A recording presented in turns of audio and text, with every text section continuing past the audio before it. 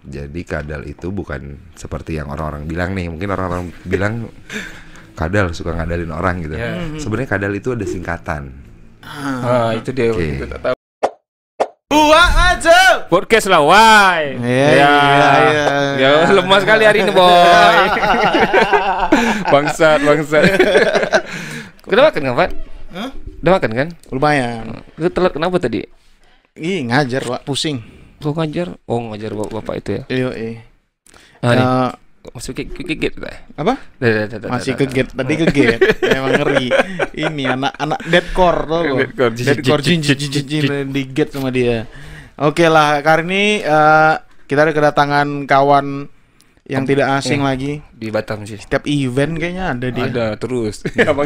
Abang ini ada terus. Kayaknya perintis-perintis juga. Ya kan? Itu tahu aku. Nah, makanya kita langsung tanya. Langsung aja kita kedatangan Pak Rian Kadal. Semangat lah, Ini ada backsoundnya gitu-gitu ya. Adik pasang wae. Nih, Aduh, operator pasang nanti. makasih nih sudah memberikan saya kesempatan emas untuk iya, ada Bang. bisa di podcast Y dengan setup yang sangat amat nice banget. Nice. Makasih. Ini setupnya pun orang punya, orang bayar. Duit orang kayak kita. Aduh. Ini Bang. Ini poin aja lah ya. Nama Kadal tuh dari mana, Bang? Oh iya, Bang. Oke. Penasaran. Ini panjang ceritanya dulu SMP jadi gini, ini hidup ya. Kita sekarang nih membicarakan hidup nih. Siapa sih Rian Kadal itu sebenarnya? Siapa sih kok bisa di sini gitu. Jadi awalnya tuh orang tua pindah ke sini 97 orang tua ke sini, bapak duluan. 98 ibu pindah ke sini. Dan udah gitu enggak lama-lama lagi saya pindah ke sini. Abang pindah sini. Nah, dari Jakarta. Dan awalnya kan ya gitu deh. Wah, jadi ribet nih di Batam gini. Karena ya tahu sendiri kan 97 98 di Batam yang hutan pol turun dari bandara, ngelihat kiri kanan isinya hutan. Iya, hutan. Kanan kiri masih hutan tuh. Nah, udah gitu kadal tuh sebenarnya dari SMP. Jadi kadal itu bukan seperti yang orang-orang bilang nih. Mungkin orang-orang bilang kadal suka ngadalin orang gitu. Sebenarnya kadal itu ada singkatan. Itu dia. Oke. Kita tak tahu. Itu ada singkatan sebenarnya. Singkatan dari itu teman aku ngasih. Karena dulu aku ngeband skateboard, pulang sore nggak punya duit. Oh iya. Jadi kerjaan aku tuh tiap hari selama 2 tahun SMP kelas 2 sampai kelas 3 itu kerjaannya kalau jajan minta duit sama cewek di kantin. Oh, mak. Kita jajanin dong gitu. Terus akhirnya ada satu cewek yang aku katain suaranya cempreng kayak komeng. Ngegas ya. Aku katain. Jadi akhirnya satu sekolah tuh manggil dia komeng. Dan dia kesel. Dan dia akhirnya manggil aku Kadal. Oh, dari kagak modal. jadi itu singkatannya. Buat orang yang nggak tahu. hari ini tahu nih. It's a long fucking story sebenarnya gitu. Jadi itu karena nggak punya duit. Dah intinya itu. Kagak modal. Jadi dipanggilnya Kadal. Itu waktu di Jakarta. Di Jakarta. Itu awalnya di Jakarta. Dan orang Batam tahu itu gara-gara dulu skateboard. Ya, abang pernah di skateboard dulu kan aku sempat di skateboard terus sama anak dari sini, terus ngajak kompetisi di Pulau Mas. Dan ketika itu waktu itu pas ini Rian dari Batam gini. Pas dia bilang kok Rian gitu. Pas sekali aku keluar lah, pembawa acaranya kan emang teman-teman juga kawan. Gitu. Kawan juga semuanya kan. Terus dia bilang, wah ini bukan Kadal nih, ini bukan Rian nih, ini Kadal nih. Nah, orang Jakarta baru tahu nama aku Rian, orang Batam baru tahu aku dipanggil Kadal. Di sana gitu. Balik-balik Itu makanya semenjak itu udah deh, semua orang manggilnya Kadal. Ya, waduh. Panjang itu tuh chaos sebenarnya chaos. True. Abang yang abang lihat di Batam ini? Di Batam. Baru pertama pindah umur berapa Bang di sini? 98 itu lulus SMP. Lulus SMP terus SMA, ngeliatnya kayak mana? Sempat di Kartini. Dan itu jujur gimana sih yang kehidupan brutal di Jakarta, maksudnya bukan brutal ya, maksudnya kehidupan yang kota besar terus tiba-tiba ke sini. Keras lebih tepatnya, keras. Iya keras banget sih di sana. Terus kayak di Batam nih jujur nggak betah awalnya. Tapi sampai lama akhirnya bokap. Almarhum bokap bilang, "Papa nggak mau pindah lagi deh gini. Kenapa, Pak? Batam tuh tenang gini. Tapi kan ya nama kita umur nih." Iya, betul. Umur, terus bokap cuma bilang gini. Di Batam itu masih banyak kesempatan. Di Batam itu masih banyak peluang. Yakin sama papa, yakin gitu. Dan akhirnya tetap tuh bolak-balik. Akhirnya sekolah di sini, akhirnya balik sekolah Jakarta, dikeluarin, balik lagi sini, terus dari sini dikeluarin, balik ke Jakarta lagi. Terus akhirnya balapan nih, karena anak muda di sini dulu balapan juga kan. Nah, sebetulnya motor. Dulu di Jakarta juga balapan liar nih, awalnya balapan liar. Dan semua rata-rata pasti berawal dari balapan liar. Jarang, mungkin sekitar 2-5% lah orang main motor tuh bukan dari balap liar ya. Tapi kebanyakan 95% saya yakin pasti dulunya pernah balapan liar. Betul. Itu yakin aku tuh. Kayak race-race yang di Batam ternyata yang diambil kan orang cuma jalanan semua. Pasti, ya? Itu pasti yakin aku. Mentalnya. Nah, terus akhirnya sudah balapan jual motor, akhirnya mikir ke depan juga, akhirnya ya udah. Dan akhirnya bokap meninggal, balik ke sini dan bener, dan di situ baru setelah bokap meninggal baru kepikiran banget tuh kayak oh iya bener ya, di Batam tuh masih banyak banget peluang dan masih banyak celah untuk bisa kita garap lagi ya. Banyak banget. Ya percaya nggak percaya sampai sekarang loh. Sampai sekarang nih yang 2020 yang orang bilang COVID apa segala macam. Itu masih banyak yang namanya kesempatan di Batam. Ya, suka dilihat, Bang. Banyak masih dibandingkan kota-kota lain ya. Dan di Batam tuh masih banyak kalau menurut aku. Apapun itu. Berarti orang yang nggak sukses di Batam orang malas aja kali ya. Kalau menurut aku ya, opini aku, karena kamu dari gini loh.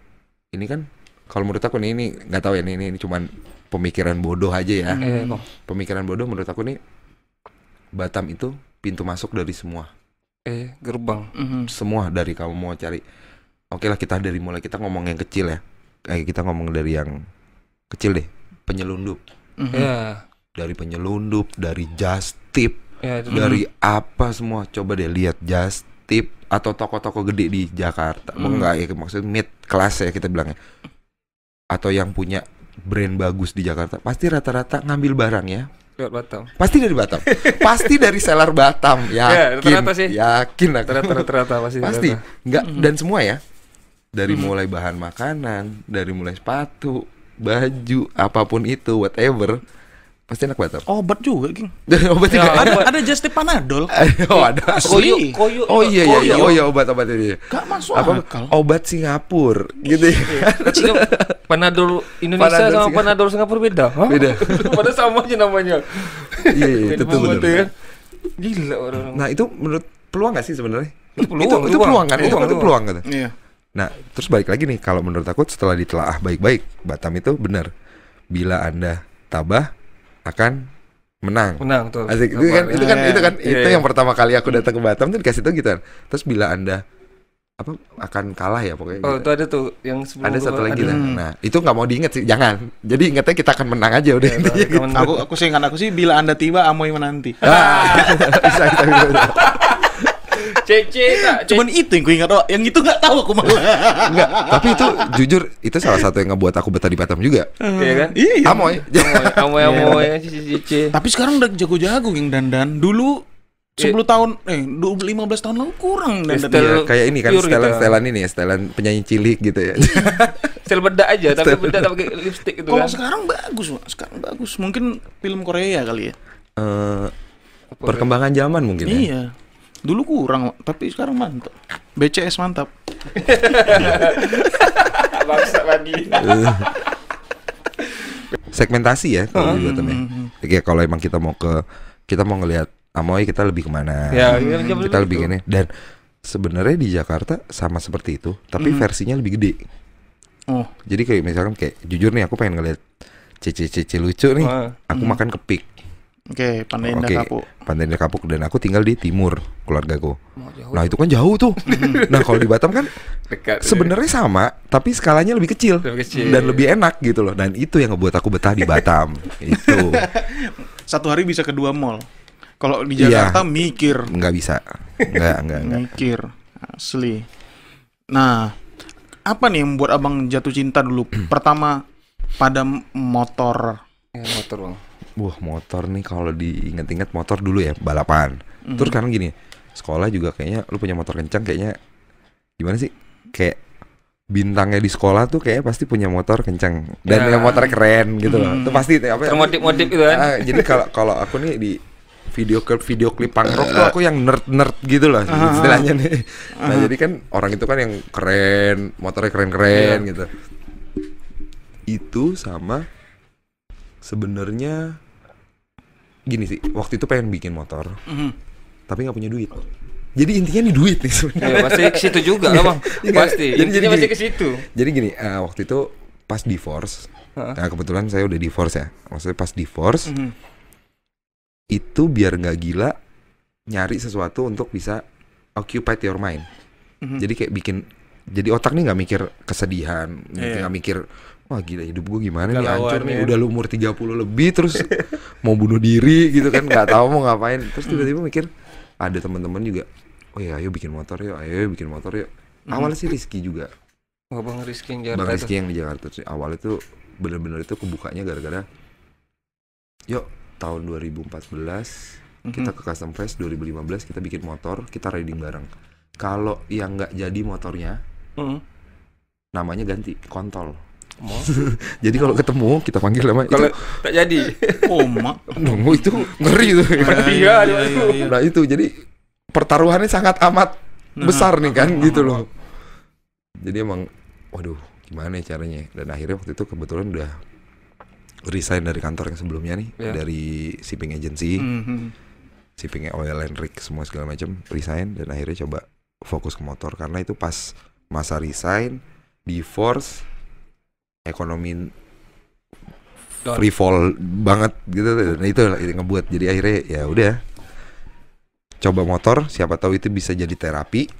Dan ternyata itu bisa jadi terapi dan secara nggak langsung itu bisa menghasilkan. Dan itu jadi benar-benar udah mulai pengen bikin motor, nggak punya duit, gade motor untuk beli bahannya.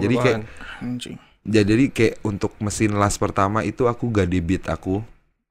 Aku gadai beat aku untuk beli mesin las. Beat yang sekarang nih? Beat yang 333 QQ itu aku gade.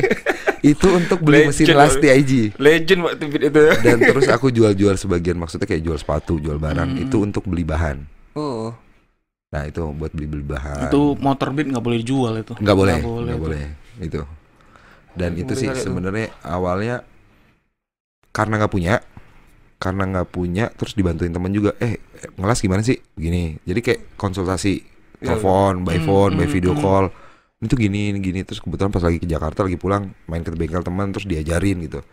Dan itu yang aku dapat intinya tuh gini, di motor itu nggak tahu ya kalau aku nih sekarang dapat yang di motor itu sharing is caring. Jadi semakin lo sharing semakin lo dapat dan ya semakin nggak tahu sih berkembang lah gitu. The more you give the more you get. Nah the more you give the more you get. Dan kebanyakan gitu dibantuin sama teman-teman juga dan akhirnya berani mencoba untuk buka sendiri. Dan di ini sih awalnya YouTube juga sih sebenarnya. YouTube sekarang sih. Sekarang gila, lu mau nyari apaan aja di YouTube ada pol semuanya. Ini juga apa? American apa sih namanya? American Chopper. Ada satu lagi apa ya? Yang itu. Yang berewan tuh siapa sih? Yang anak beranak tuh kan? Itu American Chopper, Orange County, apa itu namanya? Itu mah gila kali. Nah, setahu aku dulu dari kecil ya, motor itu yang persatuannya kuat itu Vespa, sama motor gede. Nah, tapi sekarang atmosfernya udah berubah. Aku lihat motor yang biasa istilahnya tapi di custom bisa menunjukin diri sendiri itu lebih diapresiasi juga sekarang. Dan dibanding dulu kali. Iya, karena gini, ini ya apa? Di mana titik baliknya itu? Bisa jadi kayak gitu. Titik balik kalau menurut aku nih, kulturnya berubah kan sedikit. Kulturnya berubah ketika jujur Vespa, aku ada Vespa juga. Kenapa Vespa? Karena Vespa itu persaudaraan ini paling kuat. Iya, Bang. Oke, motor gede. Ini kita bukannya saya bermaksud untuk segmentasi antara motor gede atau motor kecil. Menurut saya semua motor itu sama. Tapi ada beberapa pihak atau beberapa orang atau beberapa klub yang mereka tetap mengeksklusifkan dirinya mereka. Dan mereka tetap di atas. Dan sebenarnya custom itu kalau kita motor chopper ya, kita bilang nih chopper. Chopper itu sebenarnya itu udah dari tahun 40-an. Ya, betul. Dan ini baru kita bahas kemarin sama Dr. Hadi. Kebetulan lagi main, terus saya ada The Bible of Chopper itu. Dan itu sebenarnya dari tahun 40-an, tapi masuk ke Indonesia tuh sekitar tahun 96-an sekian. Oh, ini David Mann. David Mann. Iya. Itu kiblat sebenarnya. Dia yang kegambar ya kan? David Mann itu jadi ini cerita sedikit dari David Mann ya. Oke, David Mann El Forsterasto apa kalau nggak salah itu MC pertama di dunia. MC? Motorcycle Club pertama di dunia. Dia sama si siapa itu satu lagi gengnya dia.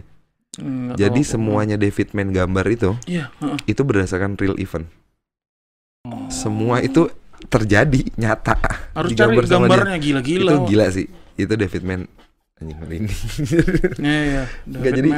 David Mann itu dialah yang bikin subculture gini. Kalau menurut aku apa? Kayak musik kita ada di musisi. Kita kan sebenarnya subculture nih. Iya, Bang. Dari culture yang musik, tapi kita tidak puas akan sesuatu yang di situ. Iya. Benar gak sih? Oke lah, kita suka Rosa, tapi kita nggak puas dengan arrangement musiknya. Rosa. Atau enggak misalkan Rosa gitu. Tapi ininya referensinya boleh tahan. Rosa ya kan.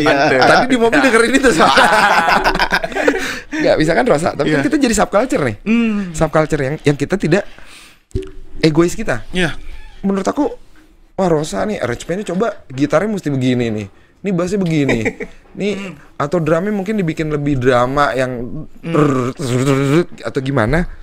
Nah itu kan jadi subculture nih. Ini jadi ya mungkin kayak musik yang lain nih. Yang musik yang lain kan mungkin kayak ya itu ketidakpuasan kita sama musik yang ada. Dan menurut saya chopper itu sama dan motor custom itu seperti hal itu. Kita punya motor sama, terus yang ini bukan saya sebenarnya gitu loh. Style gitu ya. Ini bukan aku nih. Nih kalau awak nih ya kan, awak ini kan. Ganti itu. Itu. Nah, custom kan balik lagi customize motorcycle gitu. Dan kita tidak mau sama, dan itu malah jadi subculture dari culture-nya tersebut gitu loh. Iya. Sama kayak punk rock,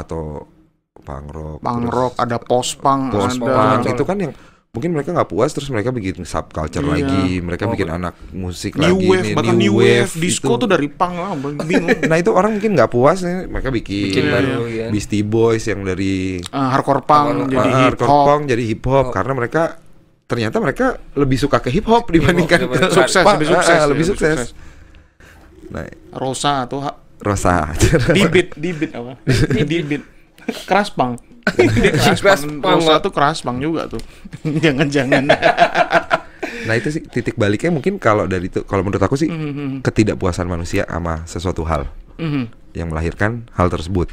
Ya mungkin itu udah lama Bang, tapi sekarang kayak motor custom tuh semua orang kayak pengen melakukan itu karena media juga mungkin. Media sosial sama sekarang gini, banyak influencer yang ngebuat kayak gitu. Iya, bahkan Jokowi sendiri ya. Betul. Dan kebetulan yang motor Jokowi yang RI1 kita juga waktu itu kebetulan saya bareng sama Fondach juga untuk ke Jogja, dari Jakarta sama Jogja untuk test ride motor itu juga. Yang warna orange tuh kan? Yang emas yang gold ya, betul. Nah, itu jadi sekarang malah menurut aku nih gini. Kebanyakan orang yang cuman mau main. Bukan yang bener-bener stay true. Anggapannya kayak gini nih. Misalkan aku bilang, wah anak band keren nih. Lagi zamannya anak band nih. Lagi tren. Lagi musim. Wah anjing semua anak band nih. Yo ini. Ngeband lah gitu. Ngeband lah. Nah tapi aku cuman karena aku pengen dilihat orang. Dan pengen, wah gue juga bisa nih. Gitu loh. Padahal yang sebenarnya notabene tuh nggak gitu. Karena orang sebenarnya sekarang cuman butuh pengakuan sih. Ya kalau menurut aku ya. Tapi pengakuan itu ya cuma sebatas oke, sip. Tapi kan dia nggak jujur sama dirinya sendiri. Dia pengen dilihat kayak misalkan, wah sekarang lagi anak bandnya yang ini yang galau-galau. Jadi dia mencoba men-mindsetkan dirinya untuk menjadi galau. Banyak gitu. Iya kan, banyak wah pokoknya sekarang galau, ini segala macam. Itu keren. Jadi orang menggalaukan dirinya dia sendiri demi tren. Demi tren. Gitu loh. Jadi nggak stay, ya kalau menurut aku ya stay terus sih ya. Ya kalau dulu ya aku bilang aku dari motor, so aku main mobil dan ternyata emang I'm not fit in. Aku balik lagi ke motor. Kenapa tuh? Ya gini, it's hard to make your own car. Oke. Dan mobilnya casingnya udah gitu. Ya udah gitu. Terus kalau motor kan it's ada jutaan possibility gitu loh, dari stangnya ada berjuta stang, dari footstep ada berjuta, dari jadi mesin, semua kan? Itu ada berjuta-juta kemungkinan yang untuk melakukan hal yang berbeda gitu, sama tapi tetap beda pasti. Kalau mobil kan banyak tuh pengeluaran pasti motor ya kan. itu dan motor lebih banyak yang saya perintilan-perintilan lebih baik dibikin handmade dibandingkan beli. Oh. Iya sih itu. Kalau aku ya, jadi kayak misalkan nggak mungkin dong, aku pengen bagasinya beda, terus aku bikin sendiri. Kapasitas aku belum sampai ke situ. Gitu loh. Masih kecil-kecil dulu. Tapi untuk hal-hal yang kecil, untuk motor itu lebih. Jadi sama kayak Tamiya sih sebenarnya. Iya, motor sih. Iya. Tamiya tapi skala yang jalan.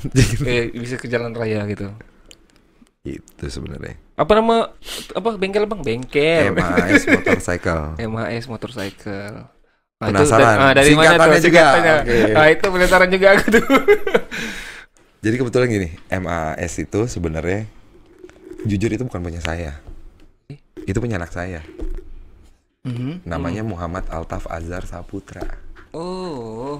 Tapi gini, branding image ya. Kita ngasih branding atas nama anak kita. Kebanyakan rata-rata nggak ada yang jadi. Karena definisi kalau saya ngebangun MAS Motorcycle itu dengan stay true. Ya saya ini, ya saya begini, saya maboknya begini, modelnya gini, saya hancur-hancuran begini, saya ini begini, ya ini saya gitu. Tapi untuk menyandang nama anak saya sendiri sangat amat tidak bagus. Itu kan sama aja doain anak jelek nih. Nah akhirnya saya plesetin sebenarnya gini. Karena MAS itu sebenarnya nggak banyak yang tahu, tapi itu jadi saya plesetin jadi mau apa aja silahkan. Jadi sebenarnya gitu, mau apa aja silahkan. Karena awalnya juga saya KLX masuk, semua saya ngerjain semuanya. Makanya kan kok semuanya mau? Iya kan namanya MAS, mau apa aja silahkan gitu loh. Yang penting jelas. Iya, ya itu yang paling penting. Yang penting jelas. Boleh juga konsultasi kalau mau bawa motor sama Bang Rian, bisa juga konsultasi. Boleh. Aku sering tapi bingung aku. Duit ada juga.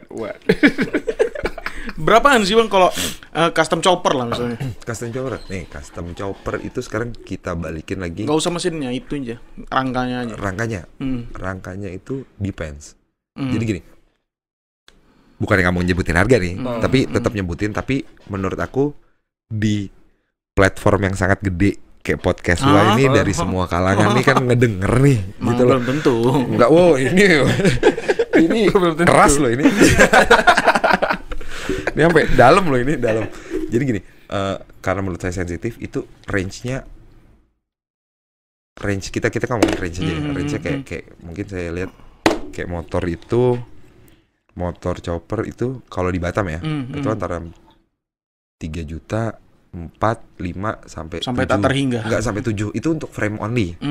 Rangka tuh kayak. Rangka. Nah, tapi kan sekarang ini semuanya kan fleksibel nih. Dan gini, jujur karena sekarang balik lagi ke sosial yang orang tuh pengen, tapi mereka cuma pengen punya. Ya, tapi tidak stay true. Emang dia emang main motor gitu loh. Gitu. Dan dia cuma pengen punya motor. Ya itu nggak apa-apa, nggak salah sebenarnya. Tapi karena orang yang punya motor itu bisa dijadikan lahan untuk ya istilahnya, wah gue bisa nih aku naruh harga yang tinggi apa segala macam. Dan itu ngebuat banyak orang yang sebenarnya mereka dari kecil pengen, sekarang baru punya duit, mau buat, jadi takut. Iya, berat. Iya sih. Nah, sebenarnya nih di era kita nih, dengan umur kita 25 up ya kita bilang nih, ini kan ajang balas dendam nih. Enggak, sekarang ajang balas dendam.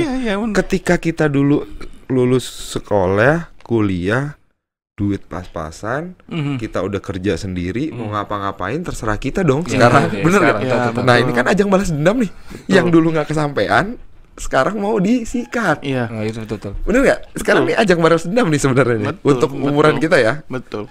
Nah, jadi ada sebagian orang tuh yang kayak gitu ajang balas dendam. Nah, tapi kebanyakan orang takut karena harga pricing ya, total motor ada yang bisa sampai ya kita lihat di Jakarta 40, 50, 60, 70 juta dan nggak tahu semuanya. Nah, itu sebenarnya range balik lagi ke kita. Kalau jasa itu tergantung dari si builder sendiri, dan kalau parts yang mau dipakai atau enggak itu balik lagi ke yang buat. balik lagi ke customer ya. Contoh misalkan kalau aku sekarang bangun motor Thunder 125. Putih Thunder. Thunder 125 orang nggak mau. Kamu mau pakai Thunder nggak mau kan? Nggak tahu juga yang mana. Ada ya bentuknya kalau kita Thunder tengok. tuh Suzuki. Nah, Ya, Thunder Suzuki. yang Tahu. Yang 2000-an awal lah tuh ya. Yang pertama kali sport tapi cc-nya kecil. Iya. Nah, itu kan orang sekarang nggak ada yang mau pakai itu. Dan itu sampah. Maksudnya sampah berserakan di mana-mana dan harganya murah banget gitu loh. Thunder paling murah, Wak, kalau mau. Thunder itu jujur aku dapat cuma 1 juta. Tapi pretelan-pretelannya itu yang mahal. 1 juta. Nah, makanya aku customize dan jujur motor putih itu nggak nyampe 15 loh, sama include cat. Yang kamu cek sekali. Semua cat, semua segala macam partsnya nggak nyampe 15 juta. Aduh, tertarik. Oke. Enggak, maksudnya gini. Nah, itu yang saya mau ngebuat itu. Kenapa anak-anak juga sampai di Jakarta semua segala macam bilang, "Lu ngapain bikin Thunder?"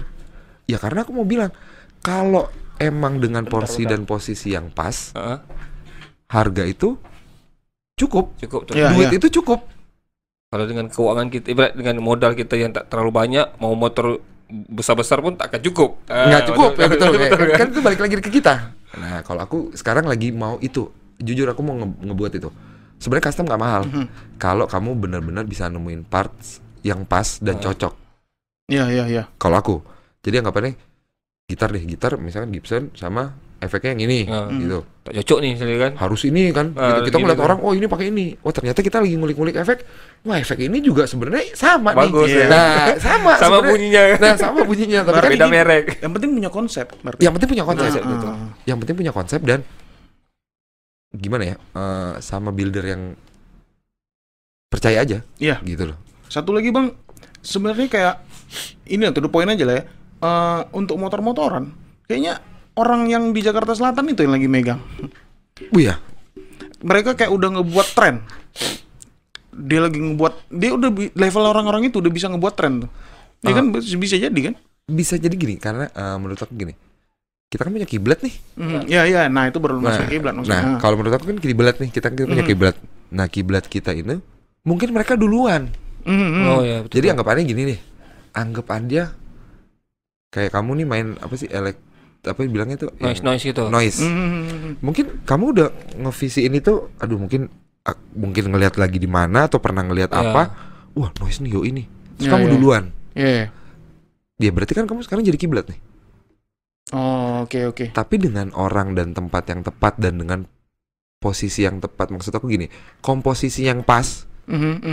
Kamu bisa jadikan itu suatu tren kalau menurut aku. Iya betul. Kalau menurut aku sih. Jadi di selatan itu mungkin orangnya mereka lebih canggih duluan dan mereka lebih melek dan mereka punya tes yang sangat bagus. Ya. Kalau menurut aku gitu ya. Ini nggak tahu correct me if I wrong, tapi ini cuman visi dan pandangan aku. Jadi gini. Oke, selatan itu mereka punya tes yang bagus. Mereka bisa ngubah cuman dari motor Scorpio atau Air King dibikin tracker. Contoh kayak Ucup bikin yang lawless garage tuh bikin Air King yang out of the box. Iya. Yang sekarang orang bikin Air King kan direstorasi, tapi mereka bikin Air King di trackerin. Di tracker. Jadi ketika kita ngegali, oh ternyata yang mereka tuh udah ada di tahun berapa gitu loh. Ya, mereka tuh ngelihat shape-nya atau bentuk dari motornya ini dari tahun berapa, dari awal-awal keluar gitu kan. Dan mereka punya tes yang bagus, yang ereking ya udah bagus, terus dibikin kayak gitu kan orang jadi ngeliatnya, anjir, balik lagi ke itu. Ini aku nih. Nah, gitu loh. Jadi ini bukan aku punya ereking juga, tapi wah, tapi ini ereking nih aku banget nih. Nah, juga nih kayak gini kan. Nah, jadi kan jadi orang selalu berpatokan kalau apapun satu atau dua gini nih. Kita balik lagi ke manusiawi ya. Kalau aku coba ini manusiawi contohnya gini. Ketika satu orang sudah melakukan hal baik, apapun yang dilakukan dia akan menjadi baik. Pasti itu. Walaupun itu tidak baik. Enggak serius. Ini manusiawi. Tapi ketika orang melakukan hal yang jelek, yang nantinya dia akan melakukan hal yang baik, tapi orang tetap nganggap dia jelek. Betul. Nah, itu ini yang manusiawi ya, dari backgroundnya kan, melihat background masih gitu kan. Jadi makanya ketika dia bikin satu atau dua, jadi kita ngeliatnya kan, kita di mindset kita pasti diubah dong. Wah, dia ini pasti bagus, dia pasti bagus. Jadi apapun yang dia buat, walaupun menurut dia jelek, pasti bagus. Kita pasti bagus, gitu. Karena wah ini yang buat. Nah, itu. Jadi influencer juga jadi dia. Nah, kan bener kan, sebenarnya kan itu main trick ya sebenarnya. Iya. Sama satu lagi nih, mungkin mereka megang media. Itu banget. Iya, itu banget. Terus kayak satu sisi sebenarnya gini. Semua itu teman sih awalnya.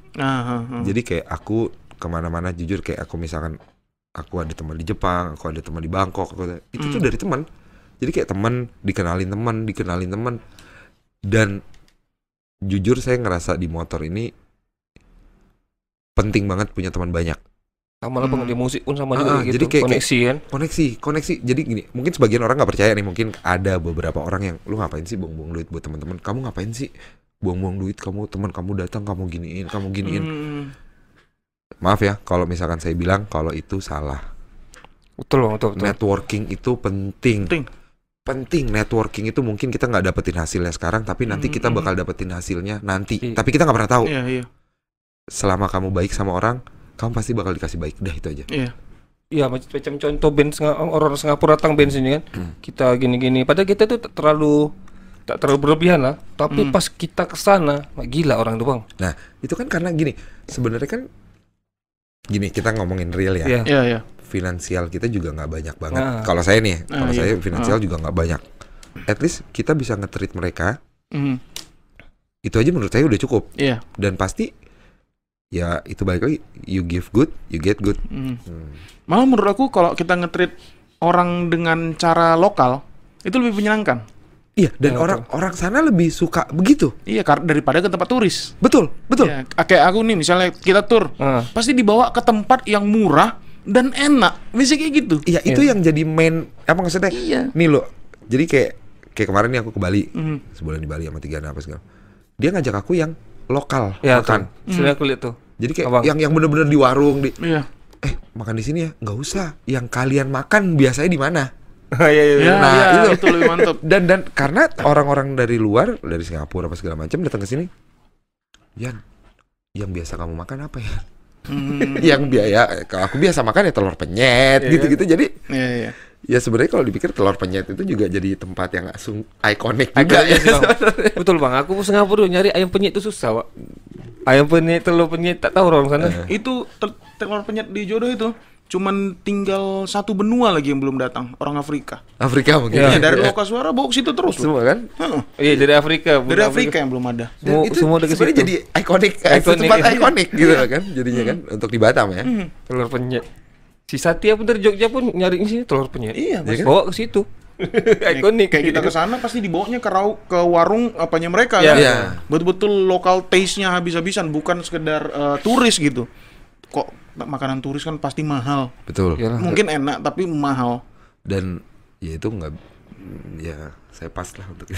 itu kelebihannya dari networking dan lain. Nah, kok influence abang apa tadi? Kan itu influence orang banyak di Indonesia dari selatan sekarang kan, selain Jakarta. Kalau abang?